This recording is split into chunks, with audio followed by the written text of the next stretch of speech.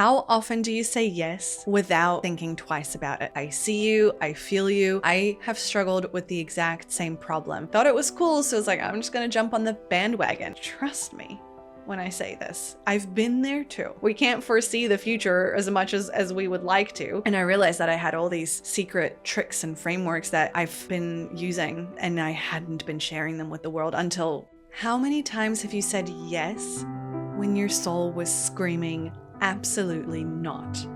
In today's episode, I'm going to give you the 4 essential things to do before you say yes to anything. Let's begin.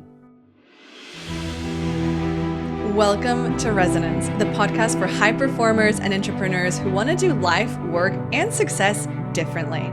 I am your host, Viktoria Levenberg, and I'm obsessed with efficiency, productivity, and planning in a way that harnesses your energy and your natural rhythms while keeping you in alignment and integrity. Because I have figured out that lasting success is not about the hustle.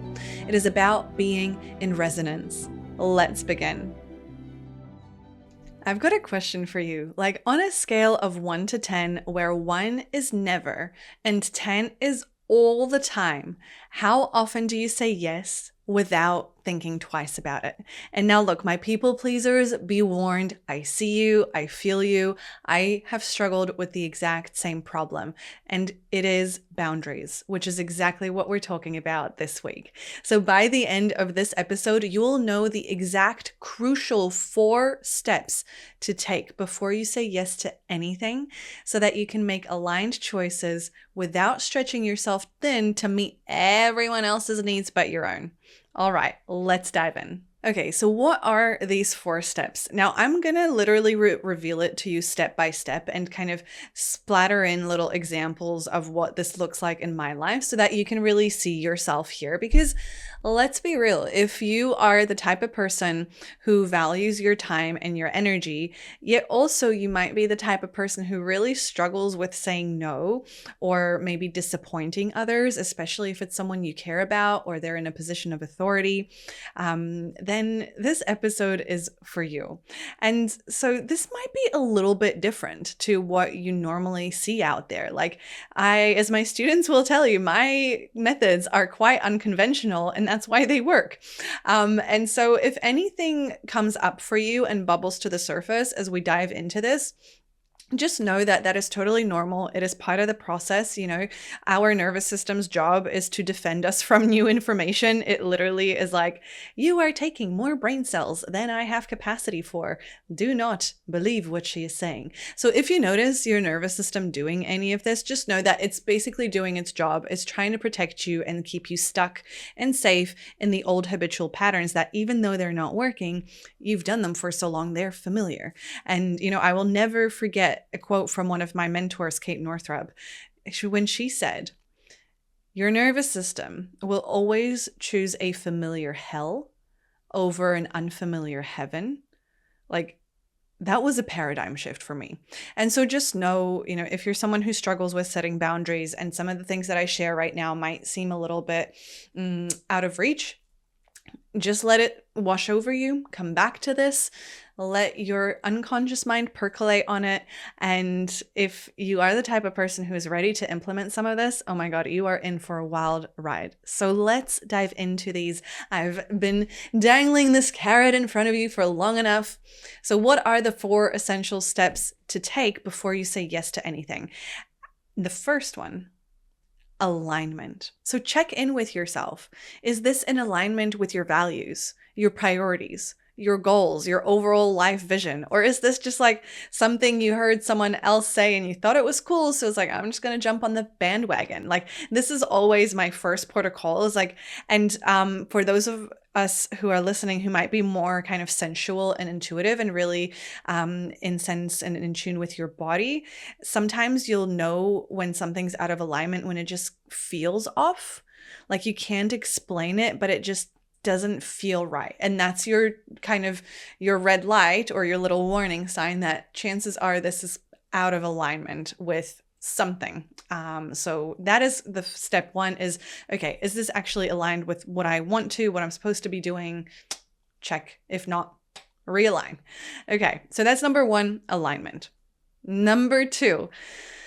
And oh my gosh, if you don't do this, come see me because we need to talk.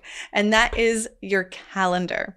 So before you say yes to anything, you've got to be able to have a look and see what else you've already said yes to. So this allows you to evaluate what saying yes to, whether it's a project, a coffee date, a holiday, etc., means for everything else that you have already committed your precious time and energy to. So is this something that'll easily fit in, or does it mean that you have to say no to something else? Because here's what a lot of people tend to forget is that every yes is a no elsewhere. And so you get to choose where those yeses and nos go. Of course, we all have to be doing some things in life that maybe we don't want to be doing, but our goal here is to minimize that as much as possible and work really smartly with those resources of ours that we have. And I've got a really perfect example of it, like from literally just an hour ago before I started recording this episode. It is midweek, right? So like a school day, so to speak. And my partner had a little surprise idea for us to go out for dinner on a school night, which is something that we rarely do. If you're the type of couple that goes out on a school night, like kudos, respect. We're generally quite the homebodies. So it's like something very different versus our normal day-to-day life. And even though I had a pretty good visual of my calendar and like everything else I'd had already said yes to, I still was like, okay, just before he pressed to book, I was like, just hang on a second, let me run up and check my calendar. And it was so cute because bless little me, he'd already floated that idea a few days prior and I already penciled in that exact time for us to go out for dinner. So I like anticipated and manifested this dinner date ahead of time. Isn't that amazing? Isn't that so cool when you can like plan things and then bring them into reality and like it actually plays a role in your manifestation practice? So anyways, I apologize for this little side tangent, but to bring it back to these 4 steps is check the calendar. Because let's say I hadn't protected that time. Maybe I had planned to do something else, or maybe I had a meeting, like this is how double booking happens. This is where people overschedule themselves. And I mean that not just by physical meetings where you kind of have an engagement with someone else. I also mean any meetings with yourself. So any commitments that you've made to yourself, like maybe going to the gym or a spa day or whatever else, or any commitments to your work. So perhaps you had blocked out that time to do some deep focus work, etc. And so it's really important that, again, you know that, and you go back to your calendar and you understand that, okay, well, if I say yes to this and that time was already allocated to something else, then I understand the trade-off that I'm making and that there will be another trade-off in the future where this thing needs to come into. So just be mindful of that. So step 2 is check the calendar. Step 3 is your workload. And while this is similar to number 2, it is vastly different. So I kind of already teased this a bit when I spoke about the having some time blocked out to do something in your calendar. But like, let's say, to get a little bit more specific here, imagine I am recording Resonance. You're listening right now. You're amazing. I'm so grateful that you're here. And let's say I scheduled 2, 3, 4 hours of podcast batching. And all of a sudden, I had something else come up to say yes to. So maybe a friend is in town and they want to go out for lunch, which just so happens to be at the same time that I had scheduled this podcast batching time block in my workload. And, maybe this friend is really near and dear, and I already definitely tick the box on, yep, this aligns with my values. My friends are really important to me. I want to spend time with them. And it also ticked the box for number 2 in terms of, well, I didn't have any actual appointments with any other people. So yes, we're good to move forward. Before I say yes, I really need to evaluate the trade-off this means. So it's sort of lunch date 4 hours of podcast batching. Lunch date, 4 hours of podcast batching, i.e., not that it's one or the other, because in this specific scenario, maybe I want both of them to happen. One because I get to, one because I get to and need to. But then that means, okay, well, like when else in the week am I going to reschedule this podcast batching session to? Like what else in my plan needs to shift as a result? And this is where most high performers go wrong and overcommit, because they skip this crucial, important step, because they'll just like delete stuff off the calendar or not think about it and be like, oh, whatever, I'll deal with it later. But it's like, no, you are negotiating with yourself and with your time and your capacity. And it's easier to make that negotiation before you actually commit to something else, because then you already know what the trade-off and the knock-on effect is, rather than kind of suffer later down the line. So just to help kind of clarify and articulate the difference between number 2 and 3. Like when I say number 2, look at the calendar, I mean any other engagements or commitments that you've already made to others, or logistical things you need to kind of take into consideration. So, if you're on the other side of town and then you want to have an appointment on some other side of town and you've only got 5 minutes to get between the two places, that doesn't work. And I know I might be teaching and preaching to the converted here, but it still baffles me where like people still overschedule and double, triple, quadruple, quintuple book themselves. So that's why I just really wanted to delineate the two, where the calendar is actual booked things, and then the workload is sort of movable things, but that still need to happen, that you have scheduled time for.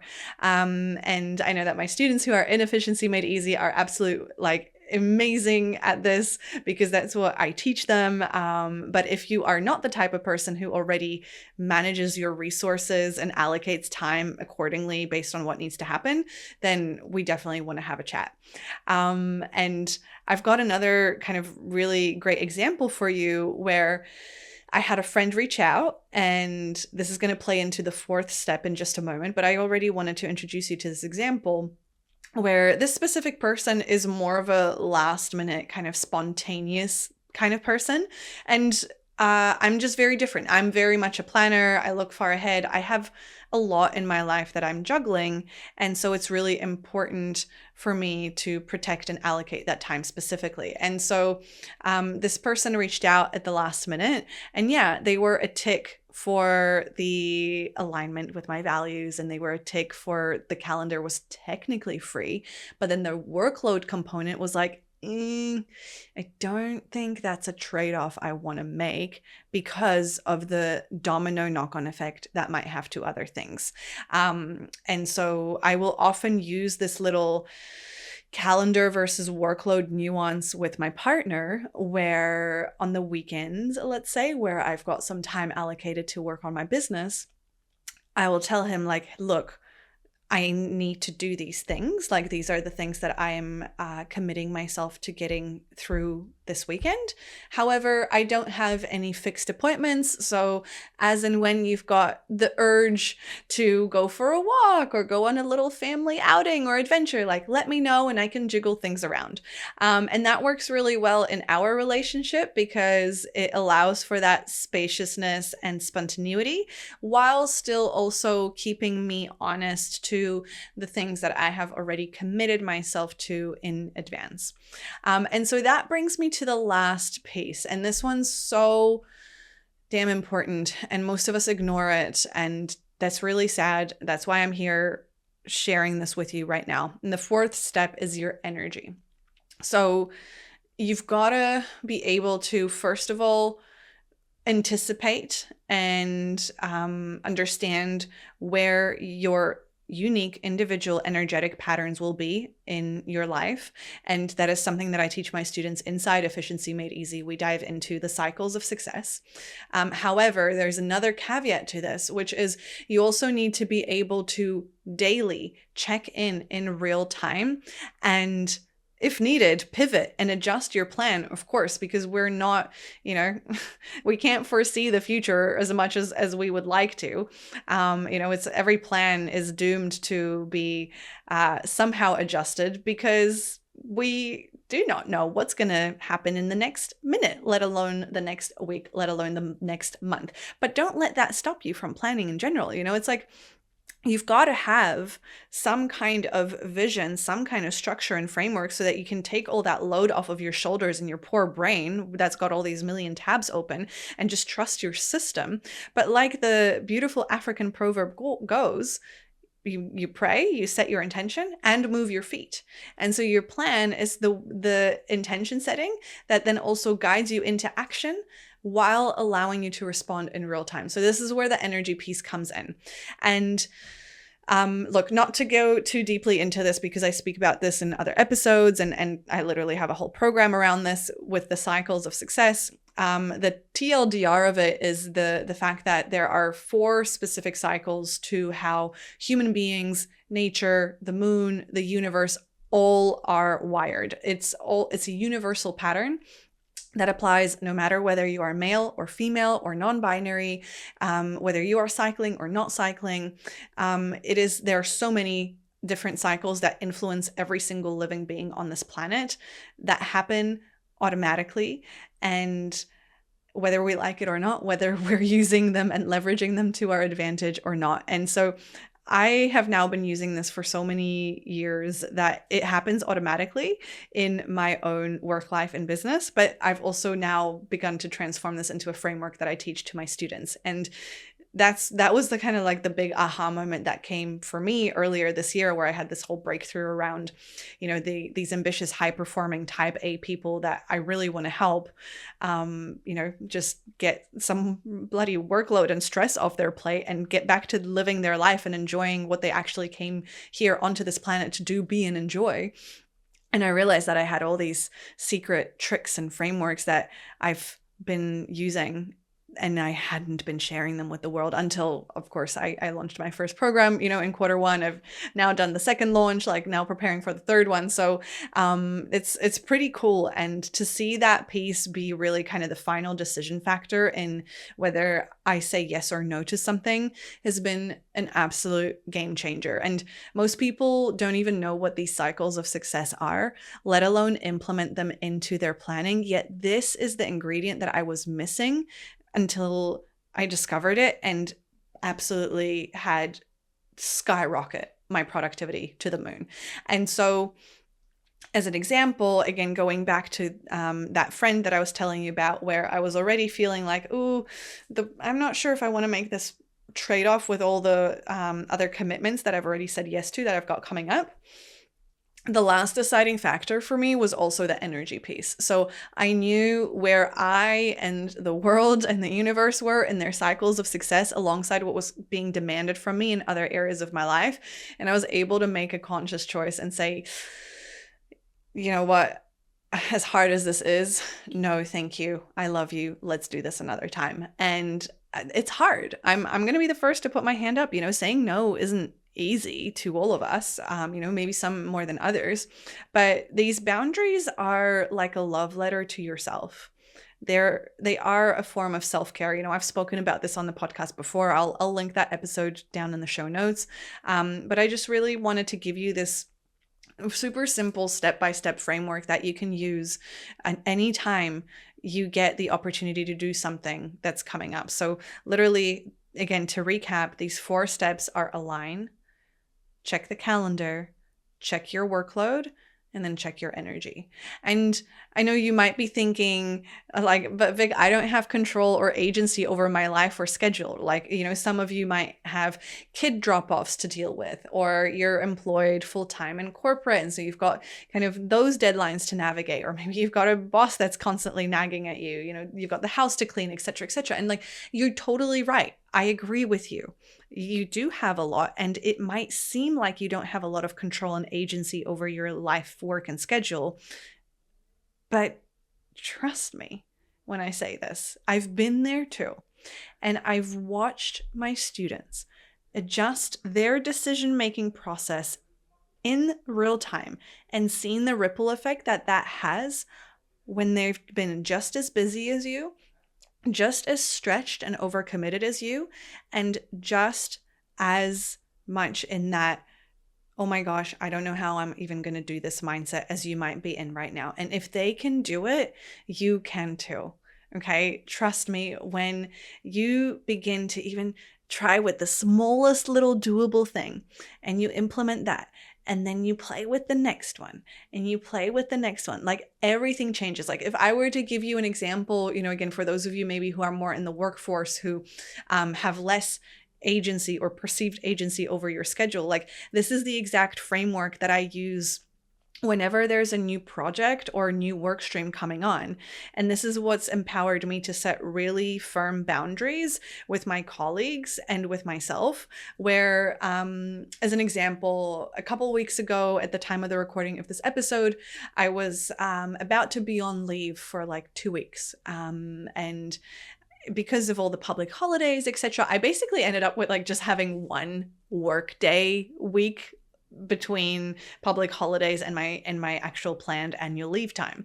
And there was a colleague who had made a request of some assistance from my side, based on some previous work that I had done, except that I knew that the previous work that I had done had taken me, basically a week, and I only had this one day. Plus, because of course I'm really well planned and efficient, I already had allocated that day to specific things that needed to be done before I was heading on leave. And so when they asked me, and this was before that specific day, but it wasn't much notice, but when they asked me to do this new project or this new task, I was able to really clearly articulate, hey, this is the container of capacity that I have available. These are already all the other things that I am pre-committed to. And so based on what you're requesting, the earliest I could get this to you is when I'm back, which obviously wasn't matching with their timeline. And then it ended up being like, fine, it's okay, we don't need it. I'm not saying that that's always going to be the end result, but what I'm saying is that by following this simple 4-step framework, you've got the ability to communicate more clearly, to communicate further in advance, and have much richer conversations, whether it's with your partner, whether it's with your boss, with your colleagues, with your team members, with your whoever, because you are suddenly responding to life and demands consciously rather than just reacting to them as they're kind of blowing left, right, and center. So this is the magic. And so the choice is yours. It's like, will you keep letting other people's priorities dictate how you spend your time and energy, which are your most precious assets? Or will you take agency over your own life and what you say yes to? And so there you have it. To summarize, simply follow this 4-step formula before you say yes to anything that comes across your desk or your calendar, and watch the magic unfold. Step 1, alignment. Step 2, check the calendar. Step 3, workload. Step 4, energy. And I guarantee you've got very high chances of impeccable alignment, spaciousness inside and out, and blissful creativity and calm emanating up and through you. So as we wrap this week's episode, I just wanted to remind you that every yes is a no somewhere else. And so a little invitation to get you started is, what is one thing on your calendar or your to-do list that you said yes to that no longer meets some of these criteria? And maybe you even take it off. Maybe that feels a little bit edgy. Maybe that feels a little bit naughty. Maybe it's even a little bit nerve-wracking. And that's a green light. That is good, because that means you are doing something new and different and outside of your comfort zone, which means you're making progress, which means you're that much closer to tapping into the most productive, most efficient, most spacious, easeful, and calm you that you have ever met. Thank you so much for listening to this week's episode. I look forward to seeing you next week. In the meantime, have a beautiful week ahead. Bye for now. How valuable would it be to 10x your results in half the time while having more energy and freedom in your life? Just imagine the things that you could achieve if you finally stopped running on empty and instead learned how to cultivate peak performance in your work life and business. Now, we did just close enrollment to Efficiency Made Easy, which is my group coaching program where I teach elite level systems, tools, and processes that you won't find in any other productivity book. However, I've got you. We will be opening enrollment again in a few months, so make sure that you join the priority list today and so that you can be the first to know when I open doors again, and also be the first in line to score some exclusive VIP bonuses and perks. The link is in the show notes just below or on my website, viktorialevenberg.com.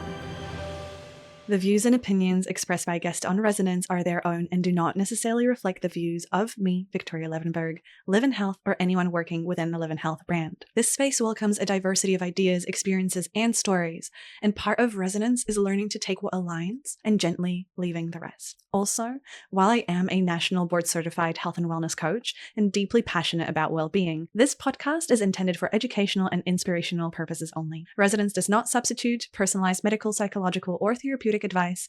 Always seek guidance from qualified professionals for any physical, emotional, or mental health concerns.